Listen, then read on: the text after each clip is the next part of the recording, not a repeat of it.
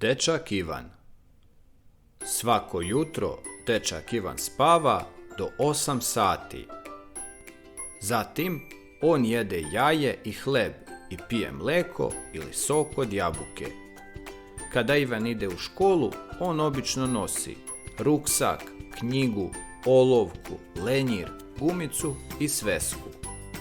Kada pada kiša, on također nosi kišobran. U školi Ivan sedi i sluša učiteljicu. On često čita i piše novi zadatak. Kod kuće Ivan sedi i radi domaći zadatak. Često gleda crtani film ili čita knjigu. On ide da spava u 8 sati.